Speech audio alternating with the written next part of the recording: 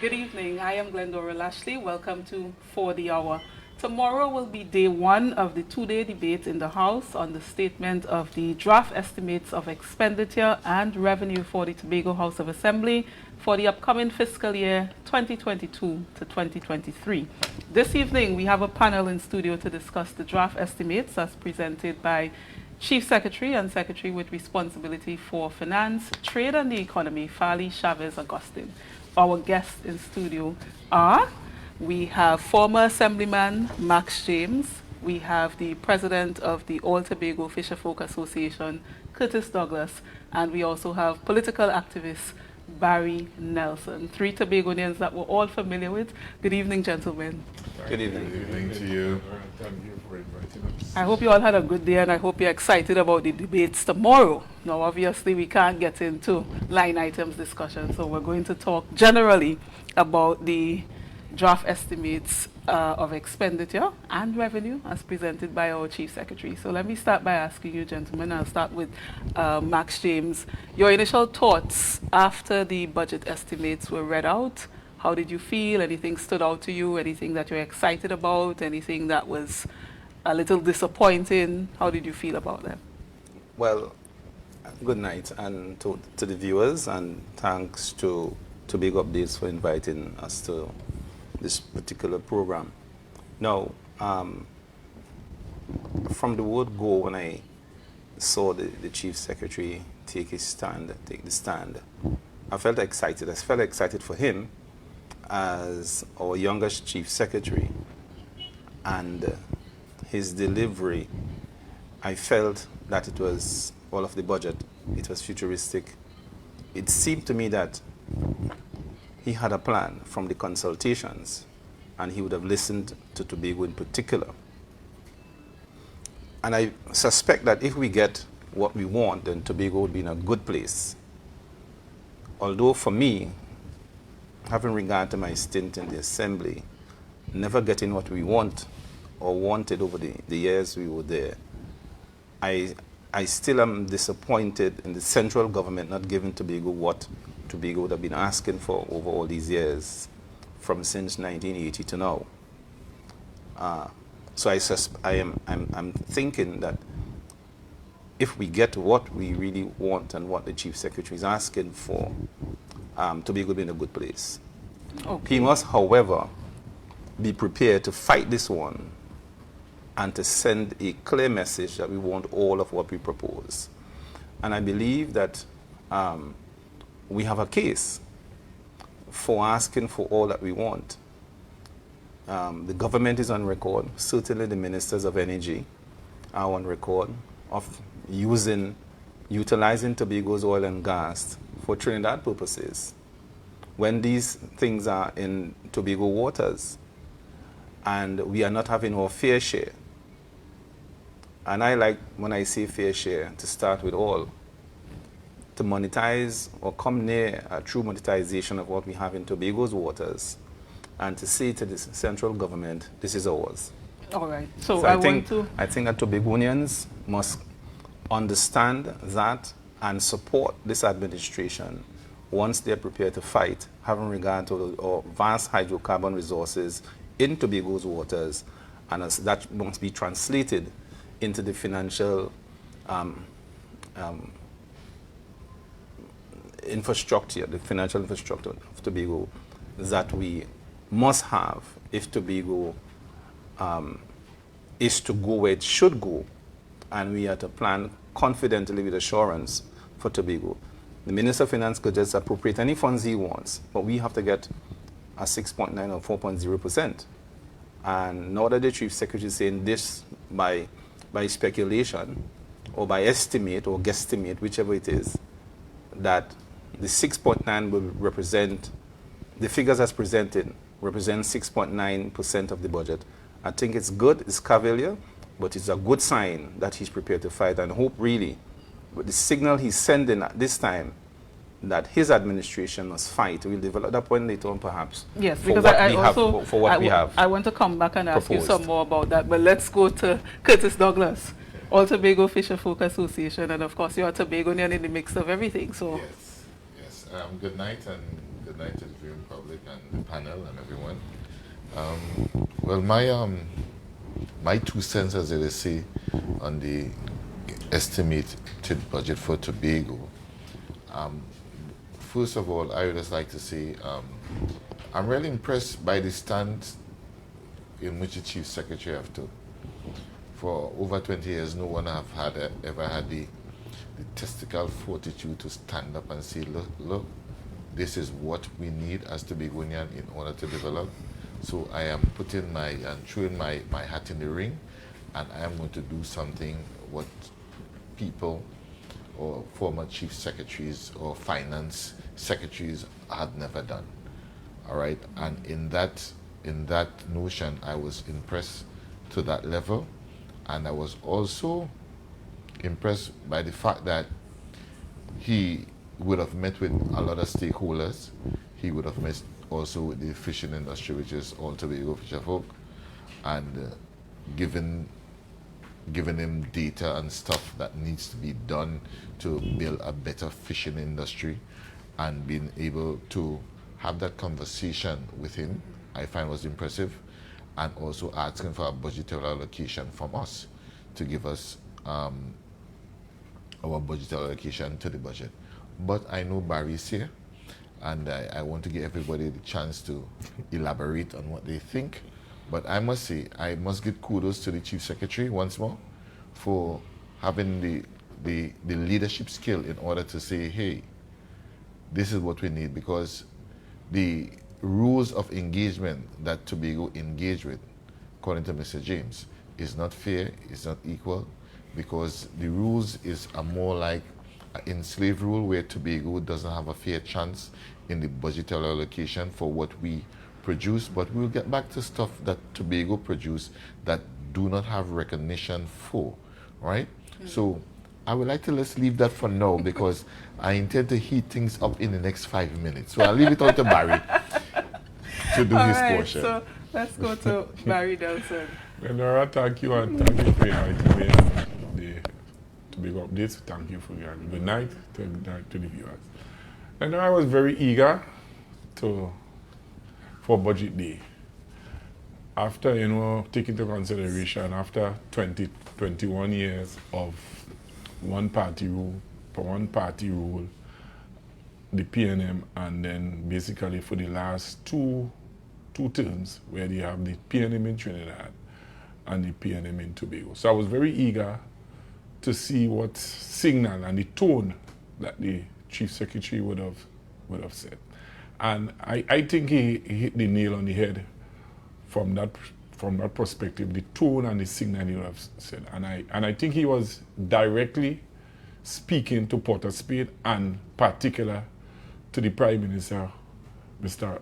Rowley, that as far as the governance of Tobago is concerned, that the central government would not dictate how Tobago operates and how Tobago governs itself.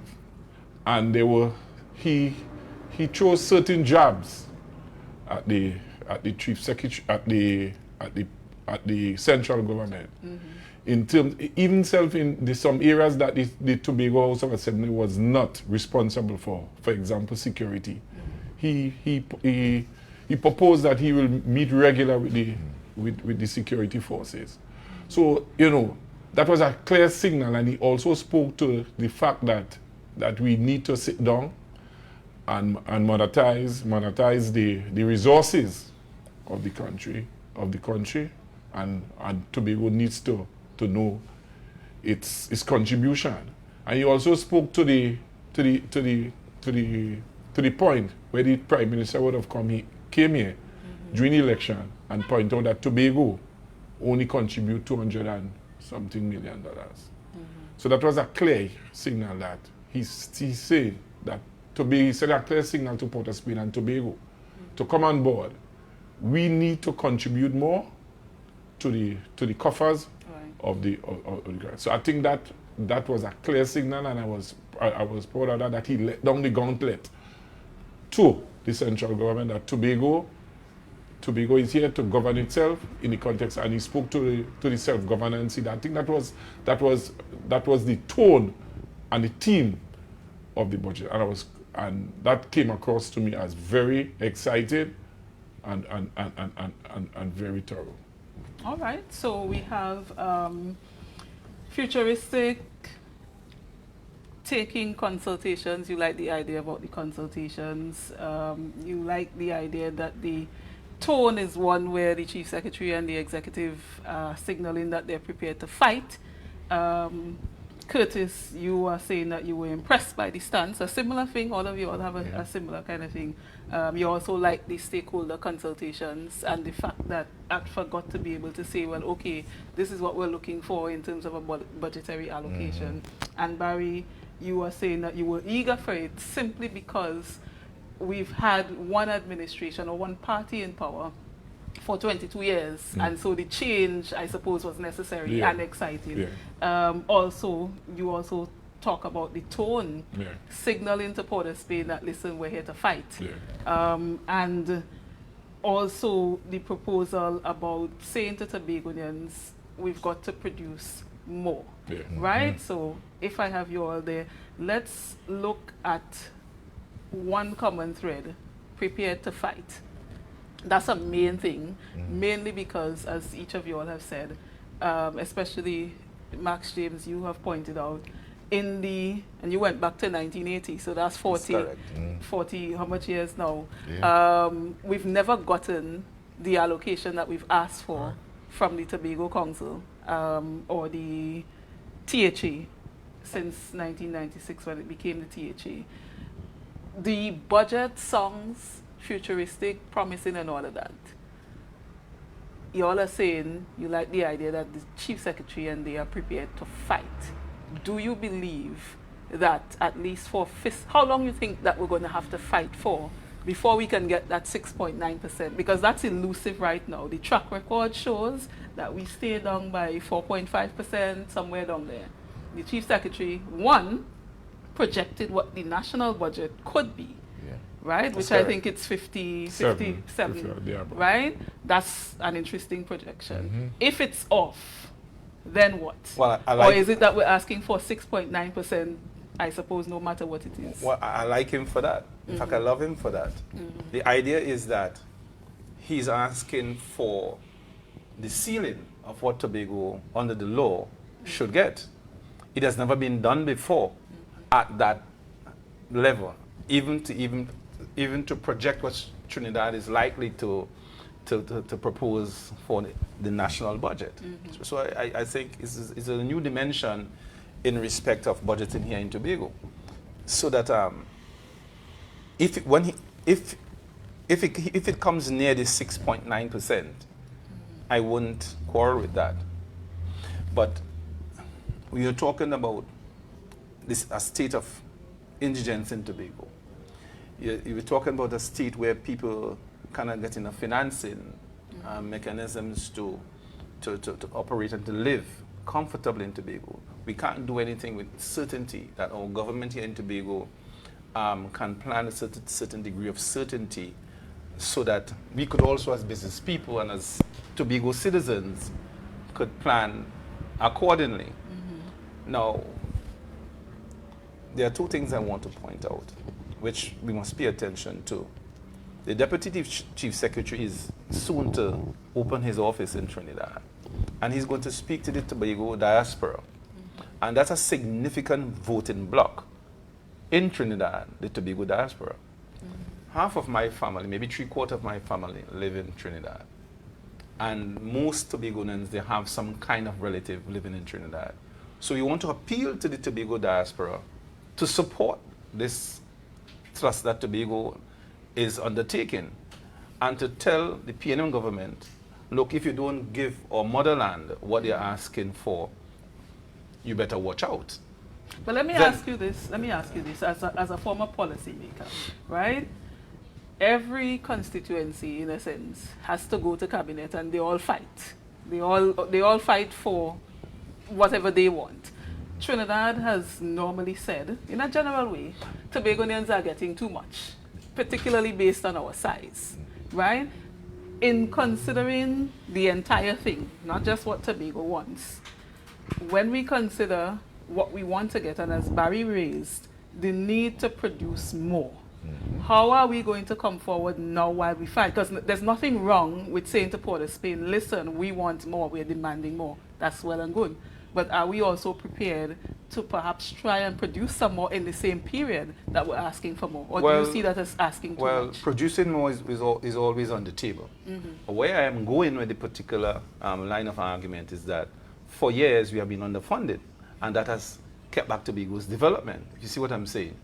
And therefore, the strategy to place Mr. Duke in Trinidad, the way how I read it, I haven't spoken to him, but I could see the strategy, is to appeal to the Tobago diaspora and say, listen, your motherland has been under attack for 40 years. Secondly, so we can develop that discussion. But you're talking about a longer term plan. No, I'm starting That's not fiscal 23. It can start now.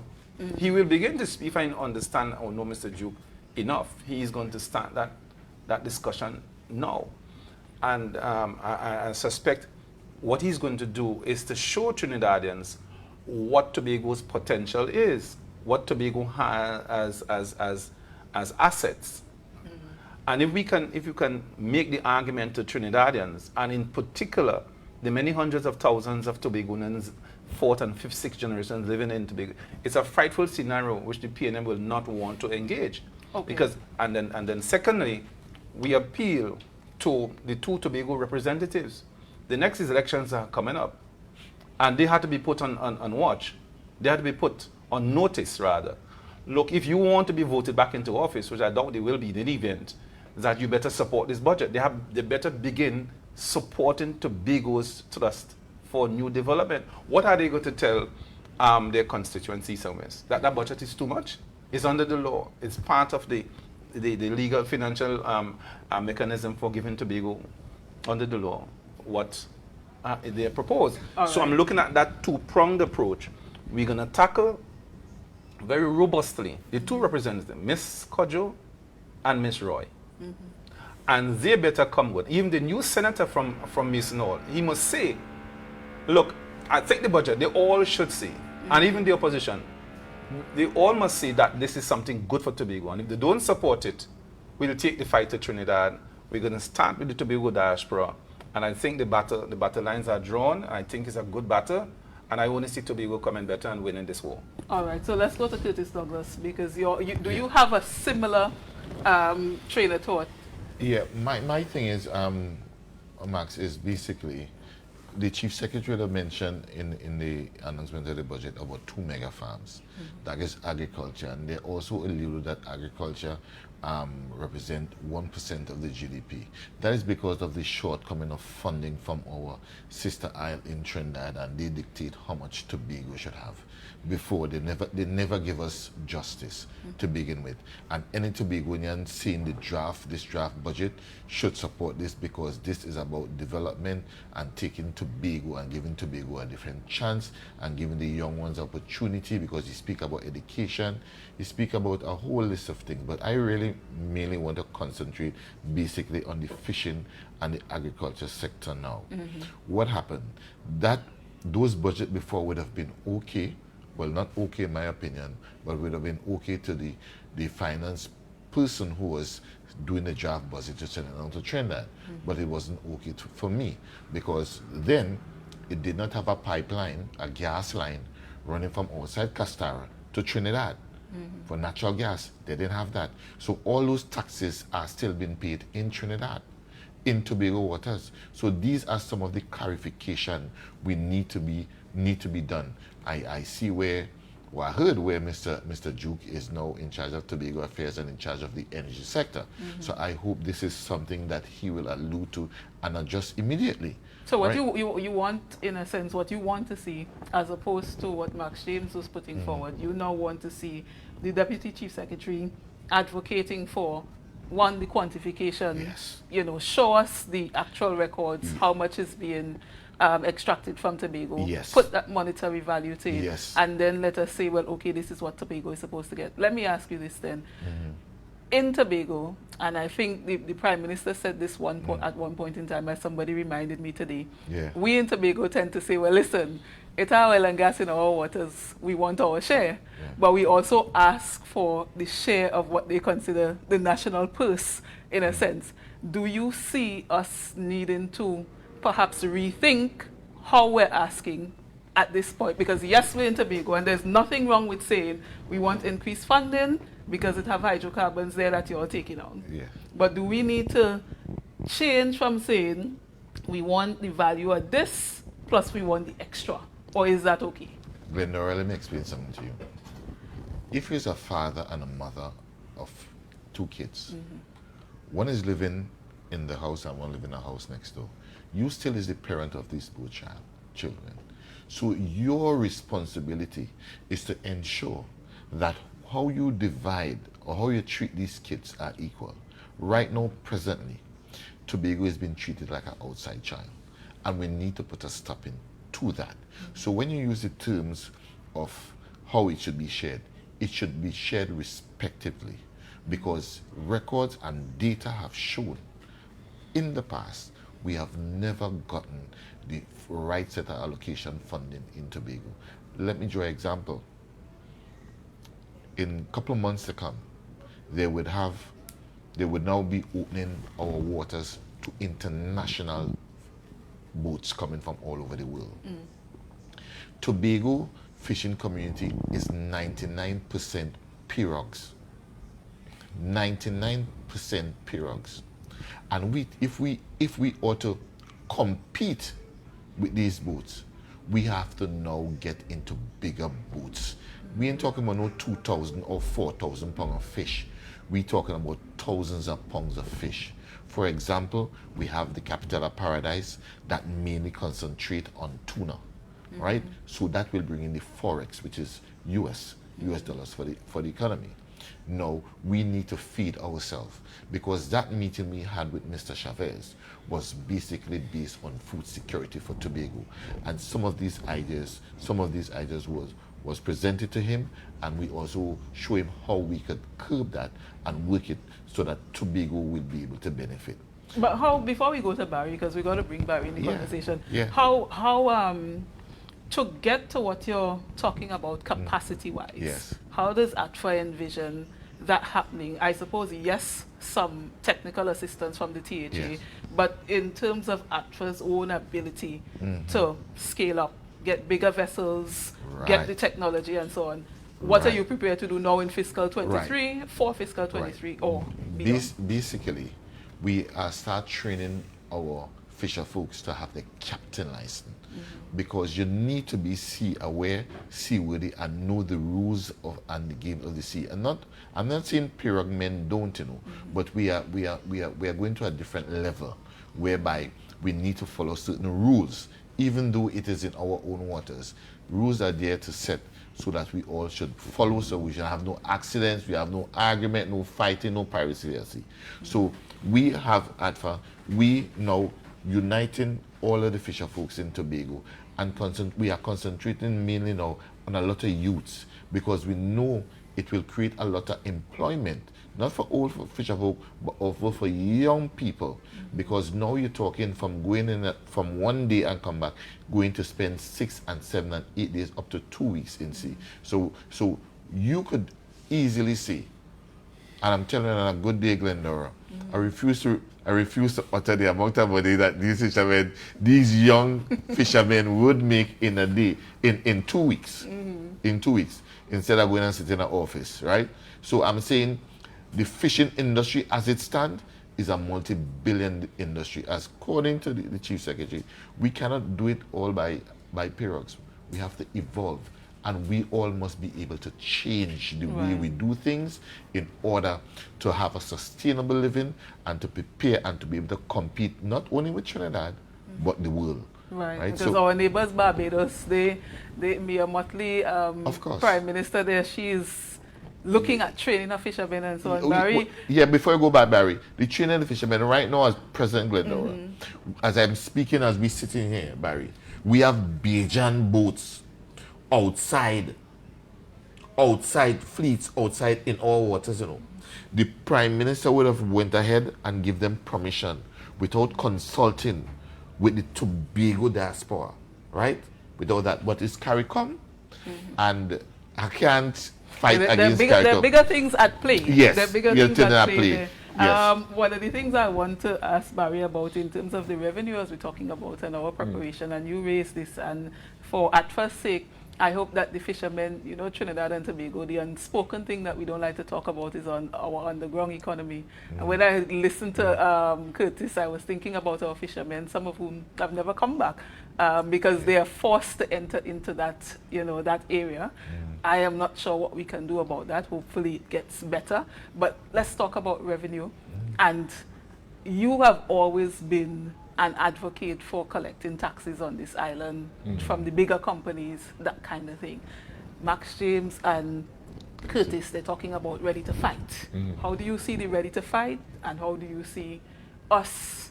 What can we do for fiscal 2023, if anything at all?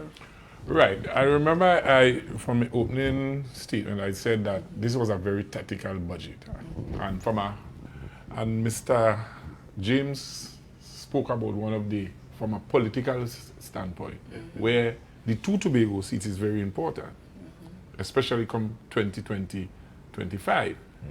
And from what I've seen, the Chief Secretary would have realized that it also, in 2025, there will be the Tobago House of Assembly election.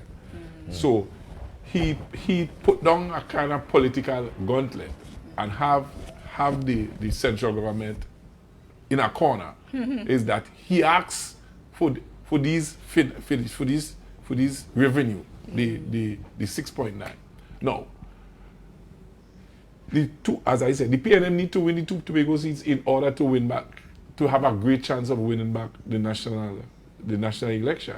We don't know which election will come first, whether it's the Tobago House of Assembly election or the national election, because both of them is due 2025. It should probably be national first, and then THA to follow. But you know that the Prime Minister could call the election at any time. When the Tobago election is statutory every 4 years. So he can call the election depending on how the political climate is before the Tobago House of Assembly election. So now, I think the Chief Secretary would have put down that gauntlet. Okay? He realized the political situation that the PNM find itself as far as Tobago is concerned. So if he don't treat Tobago nice, they get wiped out in the Tobago House Assembly. They could get wiped out in the national election if they don't give Tobago its fair. But you are a political man, Barry, and you have seen where, at least in the last thing that the PNM had to deal with there, where it was almost clear as day that they needed to make some changes to be able to get a win. And Dr. Keith Rowley, who's leader of the National Party, said, no, we could lose and we could handle that. Do you think that could be a possibility going up against these ones that are there in the cabinet? We've seen some of them who don't shift at all.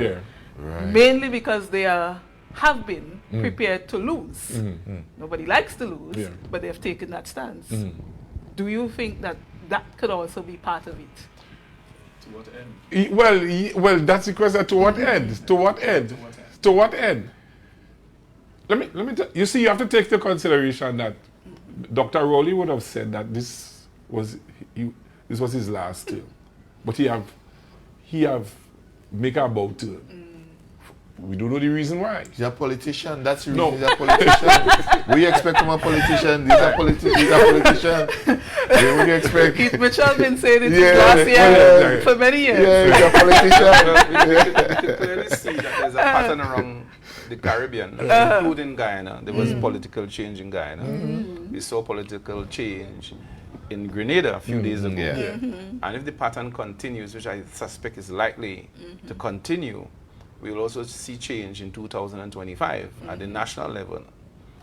So that I think that unless Dr. Rowley doesn't care, that if we believe him to be leaving office, this is the last term, I'm struggling to understand his strategy.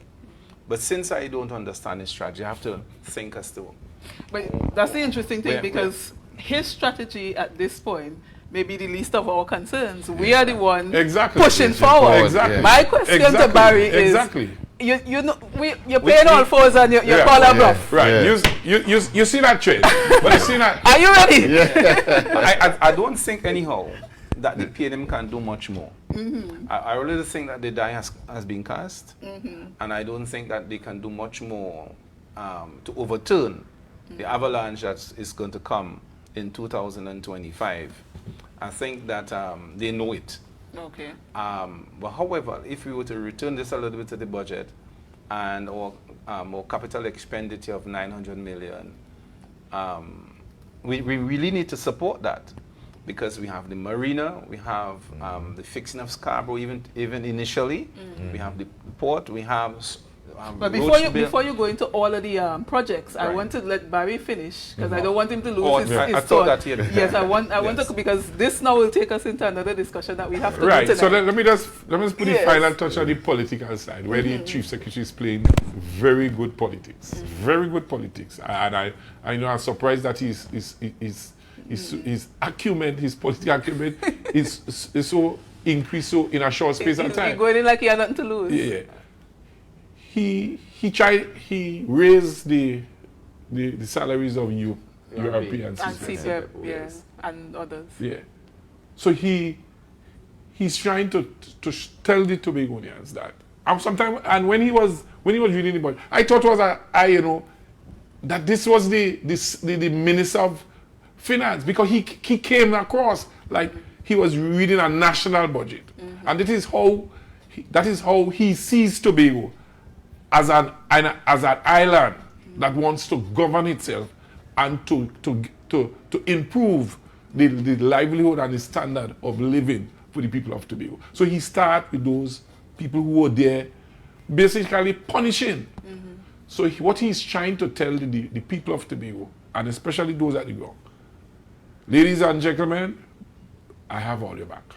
Right. And he would have gone into other areas where he'd have said that those people who would have been languishing for help and for recognition. We saw that in just the Friday after the budget, where he gave the home improvement grants and so forth. So the chief secretary is sending a clear message to the people of Tobago and the island of Tobago that come on board. Let us fight together. Let us stand up together. I don't like to want to use the word fight. Let us stand up. Stand up with me and my team, my executive council and my secretaries, because better days are coming. But what I want to ask you just before, and I'll throw it out to all of you all, in terms of, again, securing additional revenue, because let's go to the budget, and in terms of the 219 million is a given. We can't escape that. That's what has been on the books as our income, total income in Tobago. We're asking for 3.97 billion. Some of which involves conversations with the Caribbean Development Bank, with the IDB and so on, but those are conversations. And something that has caused me a little bit of concern with respect to what the Chief Secretary put forward is that we all know CDB, IDB, those are national arrangements. It's not like the THA can go and say, we want 43 million and it comes to us. And then we have to take into consideration, Max James, that our borrowing facility is also approved by Corporation Seoul, which I thought it was 300 billion, but I'm told that is flexible. So I'm asking all of this to say, nothing wrong with playing a bad man, but what do we have to back us up in case they say stand up? Right. Well, Glendora, a precedent was set just before the election where the Tobago was allowed to borrow. So that precedent was set. So they can't go back on that precedent. You're talking about the bonds? Yes. Which we have used 1.64 billion of it. So you have just a little bit left. Yeah, but the point he's making is that having set that precedent is that you can't We roll know back. on it, no. No, I'm not saying they're going to go back. I'm asking you No, I about think- the I think- fact that I think- they stand in security. When I said central government is still in charge, Yeah. because if we think about it in regular, you go by the bank. Yes. They're asking you for collateral. Collaterals, yes. So our collateral, I asked today, I was asking somebody, what collateral does the THA have? Right. Right? In order to say, well, okay, nothing wrong with saying we want to borrow. But if you want to borrow and you're costing corporation sold and it's corporation sold and No, instead no, of no, being no, backed no. by you. Why? My language. Oh, yeah, Right? because, You don't have to agree with me. Yeah, My yeah, language. because, I don't like the Right? word, yeah. Because they say fight, you say something else. Yeah. I like the word fight because I think that that's what the Tobagonians, particularly the But you only could people, fight when you have That's numbers. what they When like, you- that's yeah. what they So vote therefore, for. They want yeah. the But before you ambition can to fight,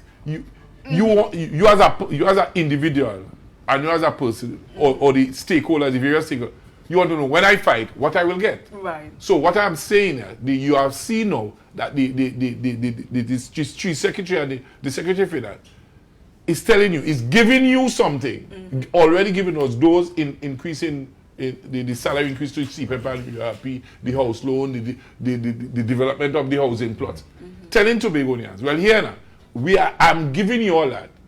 Imagine if you all come together and fight. What Okay. else? So No, no, we have to stop and take a break. yes. Just I want you to hold the points. When we Yes. come back, we're going to go to Max James and then to Curtis. Yes. And my question to those of you viewing, right? Barry is saying the chief secretary has said, listen, I'm giving you all this. This is how we start. And chief secretary has made some bold Moves. decisions, Yes. for his maiden budget. And we're watching and we're seeing what's happening. But it means that you have to stand up and support, or else all will fall down. We see how it goes. Stay with us. You're viewing 40 Hour. Saturday, July 2nd, come and experience Sun Up, the sexiest event in the East. Deltec Compound, Main Road, Argyle. Time, 11 a.m. to 6 p.m. Your DJs, Mighty Crush, 3D, King Regal, Showtime, and MC Snoopy. Ticket outlets, Barcode, Lust, or contact 359-5040. or 724-7656. Sun Up, the sexiest event in the East. Saturday, July 2nd. You won't want to leave until the sun goes down.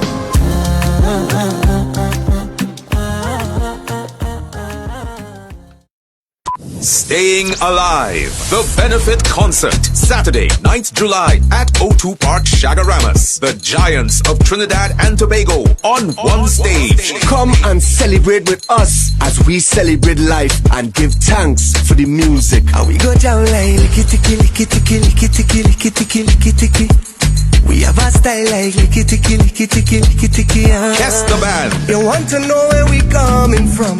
Say you want come look for me, yeah. If you're willing to have some fun, I could keep you company. Staying Alive, the benefit concert. There is nowhere else in the world you get to see all of these giants on one stage. Guess the band. Michelle Montano, Freetown Collective, 3 Canal, Orange Sky, plus many more artists to be announced. Tickets available online at islandetickets.com. All Haagen-Dazs outlets nationwide. And Ojo World, Saturday, 9th July at O2 Park, Shagaramas. Conquering all the obstacles. Staying Alive, the benefit concert.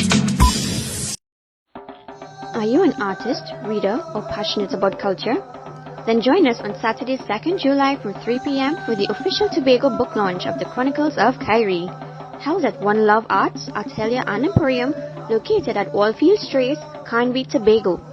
An evening of culture, folklore, dance and music, celebrating our unique culture. Admission is free.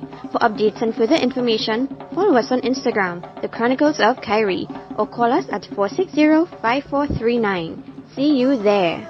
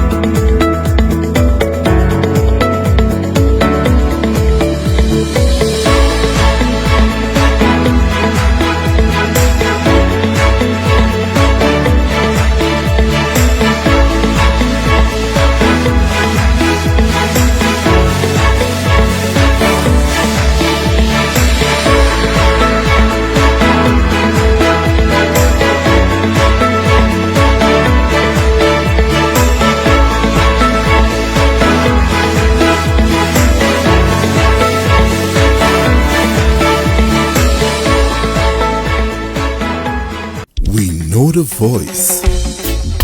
Lot of mercy. Kabesi come fi dub it and a rock it and a kick it. We know the name. Why?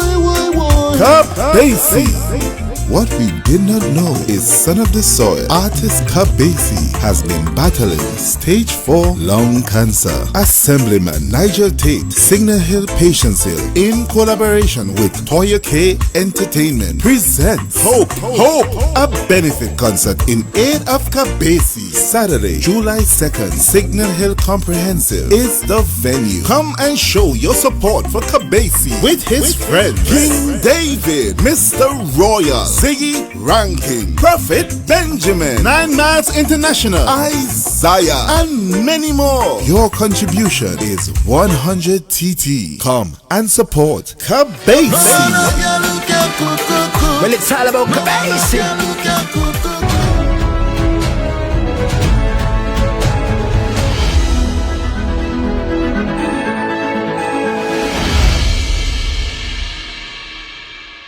Thank you for staying with us. You're viewing For the Hour. We're discussing the 2022 to 2023 THA budget estimates. We've got 3 powerhouse gentlemen in studio this evening. We've got former Assemblyman Max James. We've got the overly well-known in Tobago at first President Curtis Douglas, and we've got our very own Barry Nelson, or somebody in the comments says Mappa. Yes, 3 powerhouse gentlemen. I'm just the lady hosting the discussion here. You know, people in the comments, somebody is saying, and that is why the Chief Secretary is a blessing to Tobago, and people need to understand the long-term vision for this island. Very strategic, but motivated by good intentions, and it's a call to one and all to support the Chief Secretary's drive for better to be done from central government for Tobago's allocation. Keep telling us how you feel. Curtis Douglas had a burning question, so yes, we'll go to that. My question, I mean, I see the futuristic intention for the betterment, not only for Tobago, but for the youths of Tobago that's coming. And I know we all have to leave a legacy. But my question to these 2 gentlemen today is a more controversial question. Now, I'm asking the both of you all tonight. Max talk about fights and etc. and moving forward. And Barry with a support, you didn't use the term fight, but it's a support of, right? You think the PNM government or the opposition, right, should support the Chief Secretary budget? I want to know what is you and Max comment. When you say the opposition, the UNC? The minority leader. Minority in THA? The minority in THA, which is the PNM-led minority, should support this budget without any queries? Without any queries. In moving forward. It's an oxymoron. It's an oxymoron. What else should they do or could they do? Say that the Chief Secretary and the other secretaries should not implement those things. The 2 mega farms, the marinas, the tourism projects, the port. What is there in that not to support? No, I'm just saying. I didn't say you said that, but I'm just saying it'd be foolish for them to come out tomorrow and say, you all can't get that. It's a pie in the sky. Well, it's always been pie in the sky. But I suspect this time, from the political side angle, the Chief Secretary has intellectually made the case. And he has a superb intellect. And I think he has a good crew with him. They're all experienced people who you'll hear tomorrow making the case. Right. And I think it'd be foolhardy for the opposition to say anything negative about this budget. I'll be waiting with bated breath to see them commit political suicide by saying anything. Barry, Max James is a customer and he understands collective responsibility. That, however, is limited to an executive. He is saying that the PNM Minority Council should in fact have some sort of collective responsibility, and just as Curtis asked, without objections. That's an interesting thing to ask for somebody to do. What do you say? The minority side, in answering that, normally when the next side is responding to a budget, basically they come with an alternative, what they would have done. No, we'll be very interested to see, they will argue from an alternative side, they would have done this instead of that, basically. Because that's the only ground that they could, that's the only ground we find. But the most interesting part, and this is why the budget is so tactical, that's how Mr. Fally was so tactical and forward thinking. He put not only as I said, the central government in a corner, he also put the minority side in terms of the numbers and the program. So it will be very interesting, even if they come with an alternative budget, it will be interesting to see the figures, how much the figures will add up to. How much I want to ask you something before we go to Max, because Max James has to bring up some important points around some of the development initiatives, and each of you can think about this. I saw the political leader, Nikosi Phillips, I'm forgetting the name of the party that Unity, something Unity. Forgive me, political leader Nikosi.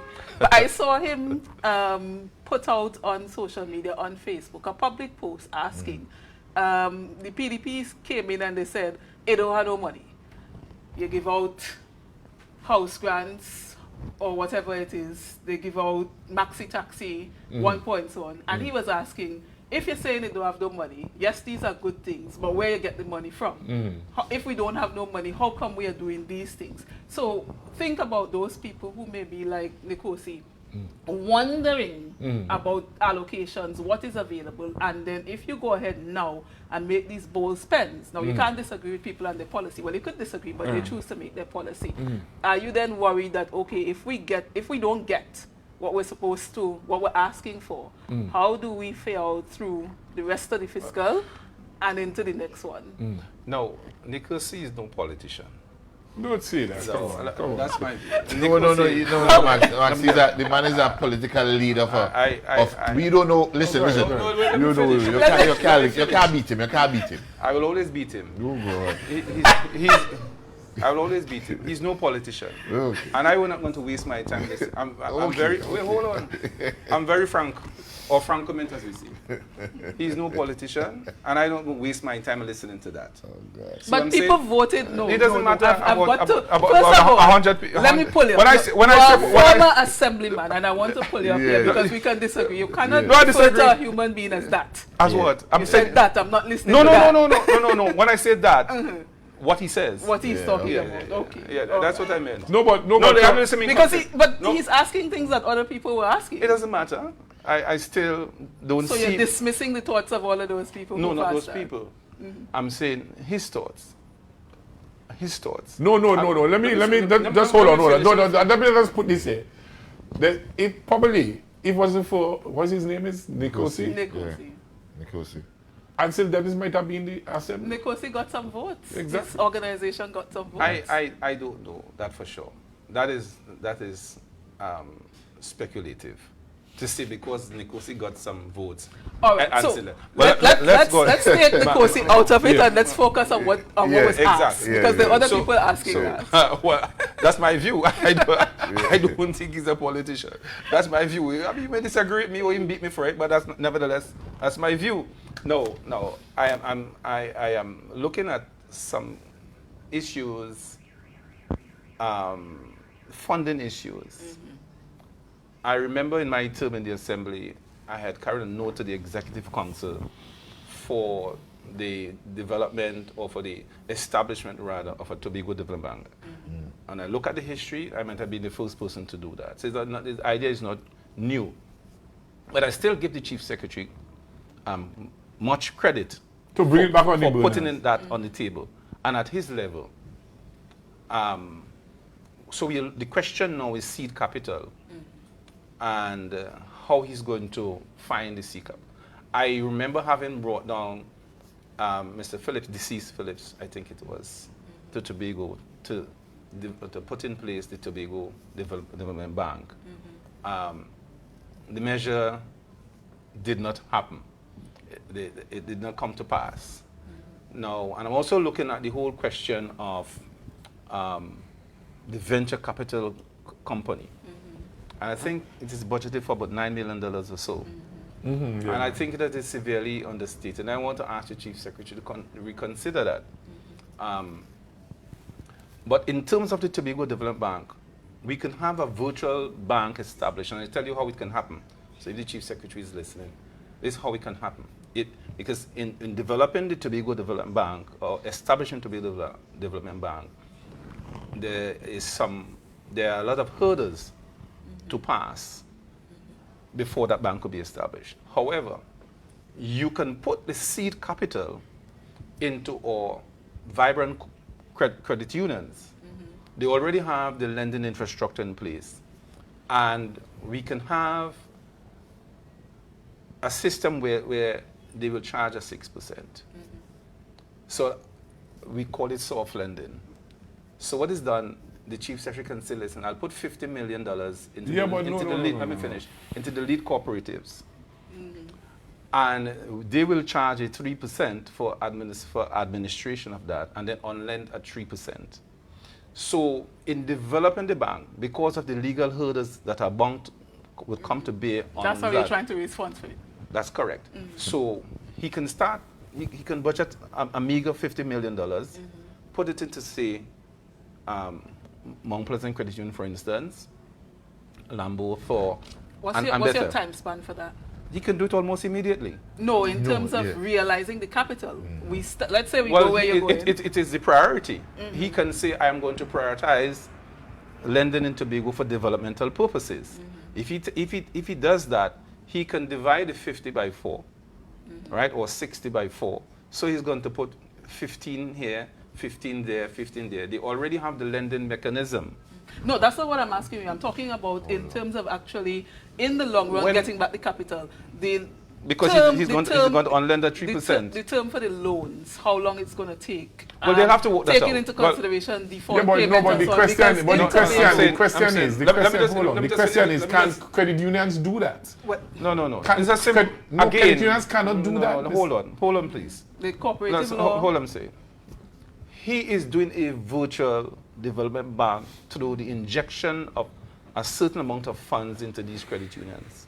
They have the capacity for administration of those sums. What's the insurance for credit unions? I don't know. In case credit unions go belly up. No, but we use credit unions on a daily basis. No, I understand that. I'm asking you now, remember, at the end of the day, you're talking about a government policy. Now, I have no issue with trying to do a Tobago Development Bank. I've sat on the radio and listened to Clyde Adams call for this, must see every day for 5 years. Well, I'm saying, there might be some things that are necessary to be worked out, as any other thing. I'm dealing with the experience of cooperatives or credit unions, and I'm dealing with the capacity to lend and the administration of money. They have been successful at over many years. We have to ask the producers to bring you back for your own 40 hour so we can discuss this, because we have too many questions now. If I go into that, we will take up the rest Well, it doesn't matter. It doesn't matter. I'm throwing the idea out there because it is easier and is an easier step to start the process. Yes, understood. And that's what I'm dealing with. So you can put the money there. The credit unions are paying. They charge 3%. To administrate the fund. All of this was in the plan that you had before when you brought it? Exactly. So I'd like you to dust off the plan, look at it, and hopefully the producer will have you back and we will have a 40-hour to go into the nitty-gritty. Because to me, I like to ask all the questions. That goes for the venture capital fund as well. Because as it stands, the venture capital company doesn't have the staffing to administrate on the funds. The whole funding mechanism, how it's articulated. Have you looked at the repayment, the loan repayment to the THA for venture capital and these other things that they're doing?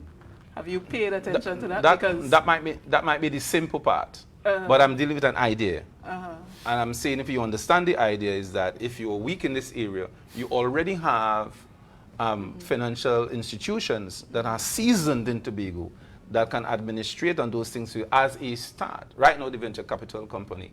And by the way, I haven't spoken to my brother on these things. I don't want to start another controversy. No, we're not talking about your brother. So but I'm saying, the idea, you take the money, assuming you give the venture capital $20 million.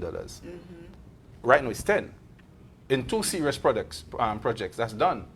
So I think it's a bit understated and underfunded in terms of the projection, and I'm hoping the Chief Secretary can, because venture capital is serious business. I like your idea, generally speaking, but I have to look at the reality of Tobago's economy. Well, we work it out. Debt service payments, it ain't happening. Yeah. The THA can't put that on the books because they're not getting it back. Part of the reason they're not getting it back is when you look at the island economy, the money is not here. Yeah. Barry will tell you, I've been Yeah. asking Barry for 1,000 years along with other people in Tobago. Let's talk about the circulation of $1 in Tobago and what people earn and how the money is. Yeah. Where you look at business people.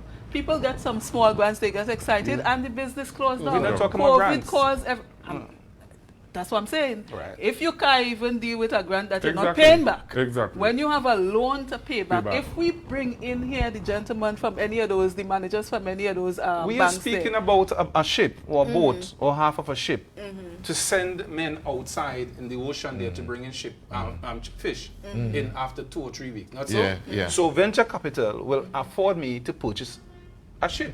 we Well, understand the that's purpose of the venture Right. capital. So What we- I'm asking you to look at is the All reality I'm of the saying, Tobago if Island we like economy. the idea, we will iron out the bugs, we'll iron out the... Yeah. Fair to enough. say Fair that enough. you have these things here, of course we know that, but to say that these things are possible obstacles, I want to hear a solution. I do, as I tell my sons and my business, I don't want to hear that you can't do that, that you can't do that. Give me Well, a let solution. me ask the gentleman about a solution, because to me, one of the concerns I had with the budget, I looked at recurrent expenditure versus development. Personally, I am more pro-development. I also would like to see a change in what development means in our budgeting, because it's too limited. And we've seen traditionally, much like THA never getting 6.9%, we've seen that the development budget has always been low. I think last year somebody got This is the 300 point. million, that kind of thing. 300 million cannot even fund the TRHE, right? But with recurrent expenditure, they put that up by 992 million, if I listen to the Chief Secretary correct. My question to a few people, it was, why didn't we try to, as opposed to raising recurrent expenditure, which I saw mainly, I suppose, as operational expenses, maybe more will come out in the debate, try to do revenue generating initiatives. Watson Duke in 2019, in his response to Joel Jack budget, if I remember correctly, he said, listen, wish list, papi show, we need to generate money. But then when I listened to the Chief Secretary, and with all due respect, I understand that we're living in a welfare society and people need to live. But I wondered, was there anything that we could put in the budget to generate revenue, even if it was under recurrent? Because understandably, when you ask for development, you don't really get the money on the development that much. All right, you What can we okay. do to I get understand funding? your question, and I agree.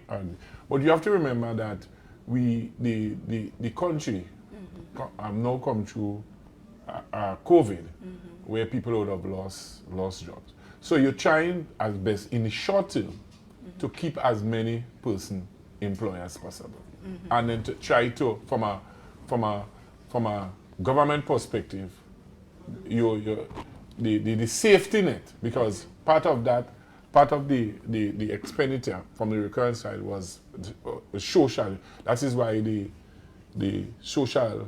health and social services got the lion's share. the lion's share, and that was basically that is remember that the food care and the social But let me services. ask you this, Barry, as you go in there.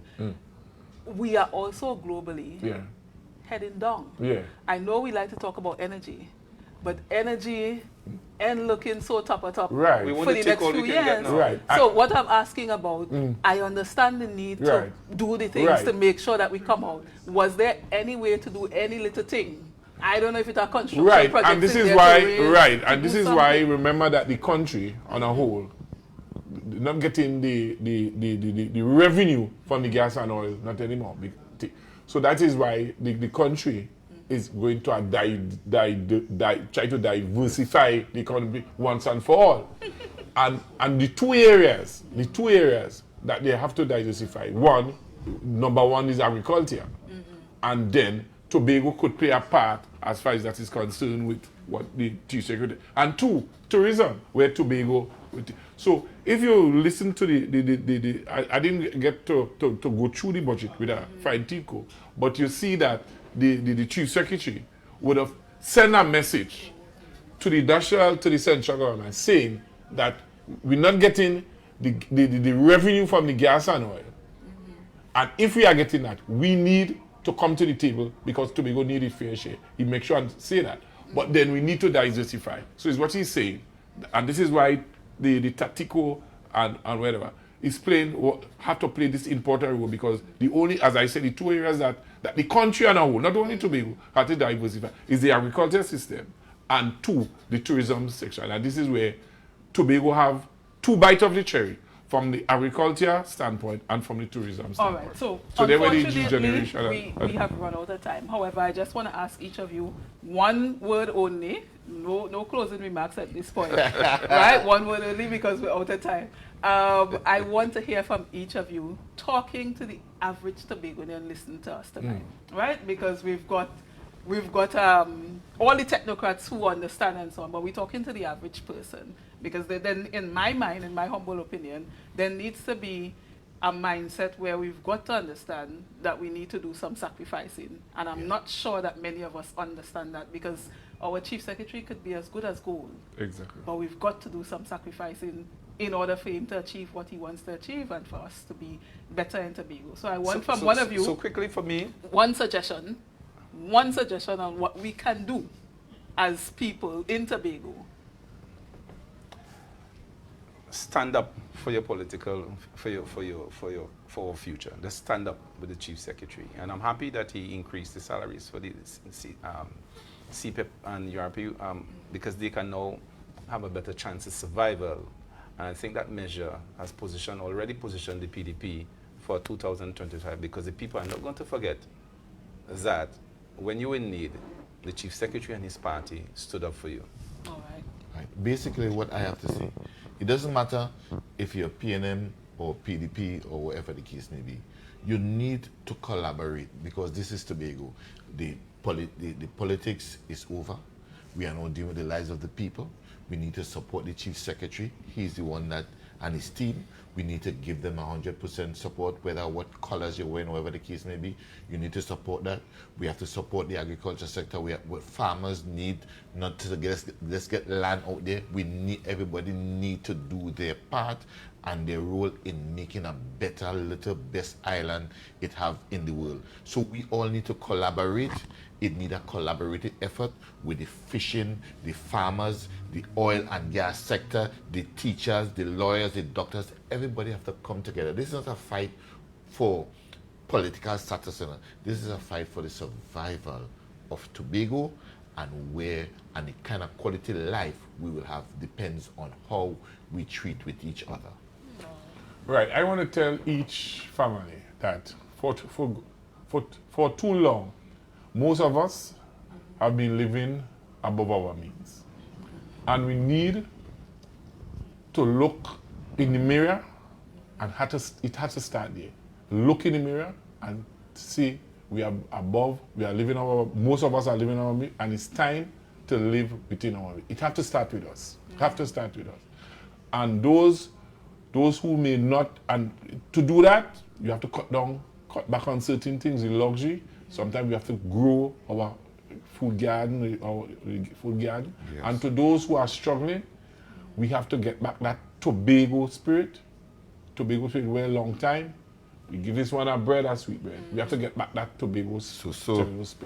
Yeah. And so let us begin by individuals looking at ourselves. And for too long, most of us are totally living above our means. Let us start there. Speak to us. Thank you very much for that. I like what you all have said. I like political activism, as Max James said. He said, stand up. There's nothing wrong with that. Doesn't matter who you support. Stand up and do what you need to do. Curtis said, come together, collaborate more. That's important. Barry said, stop living above your means. Don't hang your hat where you can't reach. In Tobago, we have really shifted away from what we've known. Maybe TV influences, I don't know. People want to pretend to be what we're not. And I think it's important for us to understand, look at your salary. Look at the salary of the average person. When you price in your rent, understand how much money people are making. Right? We don't have control over food prices, but we have control over a lot. Barry spoke about sharing. That's important. Now you have many people living in a space where they can't plant a garden because a lot of people are out renting in apartment buildings and so on. So getting back to that is important. I would also like to say we've got to find a way to socialize again. Tobago, the pay thing to go and pay, we just don't have the money, you know, the net income to go everywhere and pay and do this and do that. But we've got to find a way, maybe bring back the blockos, the business people, Max James, all of these people. Bring back, well, I can't talk to the Christian people, they could lie more, they could lie. But those of us that like to party, you know what I mean? Bring a little lime. You know, I was telling somebody today, when you didn't have money, you will buy one beer or one shandy and you stretch it out. Nobody knows one drink for the night unless they macko in you. But we went out and we released the stress because it's a stressful time. And I'm saying this because lick sharing, abuse passing, all kind of thing, and people under pressure. Right? So we've got to find a way to, as we wish all the best to the Chief Secretary and his team, find a way for us to cope daily so we could afford the food and we could do, you know, all of these things. I am Glendora Lashley, and I want to say thank you for viewing 40 Hour. I want to say thank you to the powerhouse gentlemen tonight, former Assemblyman Max James, Curtis Douglas, the president of the All Tobago Fisherfolk Association, and political activist Barry Nelson. We had a nice discussion. We're going to need another hour. And to the producer, we've got to bring back Max James so we could talk about this venture capital thing. We might have to bring in Barry too, because Barry objecting to a little bit of that.